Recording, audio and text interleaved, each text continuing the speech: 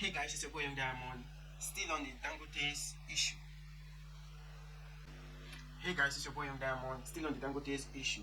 Now, we all remember that Dangote and Nnpc have been having their back and forth as regards the supply of petroleum product to Dangote Refinery to refine for local consumption, where they are having back and forth, as regards that, which prompted him to start buying, crude from foreign countries.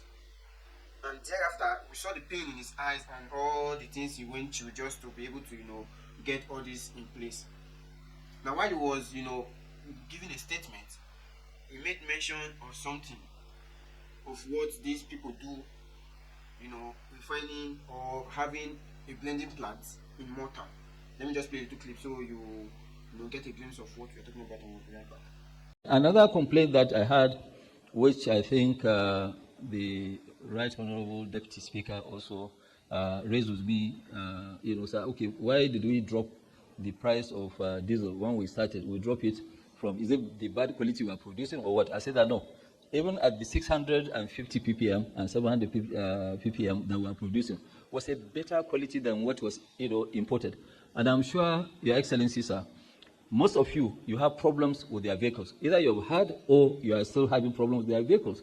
It's because of the bad fuel that we're importing into the country. I still stand by what I said. Go to filling stations, you can pick up and you can check the quality. That's the only way. But all this one, somebody will bring in a ship and say that, yes, this is the quality. Bring in fake certificates. This one, when we go ahead, we will say more.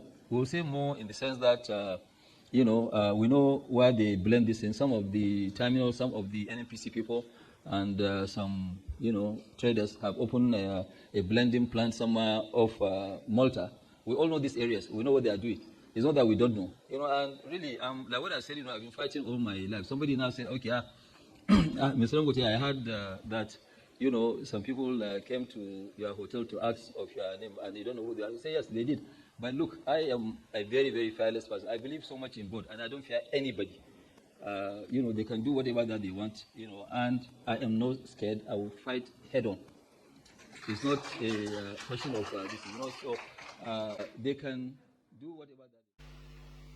So I guess you saw that video. Now, this is what we have been talking about, and what we have been emphasizing on. Do not wait till the country, happens to you before you speak out. Do not wait till it gets to your turn before you speak out. It could be shocking that this young man has known about this conspiracy for a very long time and he decided to keep quiet. Moreover, he has no business with it. The people will only suffer. He never said anything out. He never cried out. Only when it got to his turn, and then he starts crying and looking for sympathy from the public and all that. The only reason why the public are sympathetic with him or are sympathizing with him is just because they want his refinery to produce for local consumption so that there won't be scarcity of fuel. Now, had it been the other three refineries that Nigeria had that is functioning, nobody will even give a damn about what he's talking about. Just because, the Nnpc could not, allocate crude to him, he starts lamenting. They are aware of the blending facility they have in Malta, they are where they blend and then they bring in, products that are substandard and all those stuff. Why didn't he say this beforehand? Just the same way we are, complaining that the Nigerian state, the Nigerian government, they don't do anything until it gets out of hand. Now, for the case of Dangote, it's just still the same thing. The typical Nigerian mentality. It's none of my business because it has not got it to me yet. And when it gets to you, it becomes a huge burden on your shoulder. That is what this young man is facing today because why? He chose to be silent over these years, knowing fully well that these people are of no good to the country. He never said anything because, yes, he wants his refinery to, skate through the scrutiny and all these things from all this body. But still, he would have spoken up. Nigeria would have escalated it. The citizens would have escalated the whole thing and then blow it out of proportion. Probably an intervention would have been made in that regard. But he chose to keep quiet. He chose to keep quiet. You saw him lamenting, keep saying this, we are of good standard, we produce this, everything is okay, everything is well, up to standard. Why? Because he was not giving what he wanted and now he starts crying out. So this begs to question the society that we live in today, when people see the wrongdoings and they don't speak out only until it gets to their doorstep. When people see the government failing, they don't speak out only when the hardship gets to their doorstep, then he starts speaking out. That's the typical Nigerian mindset. So which is why the advocacy of, speaking out in good times or in bad times, it just have to happen.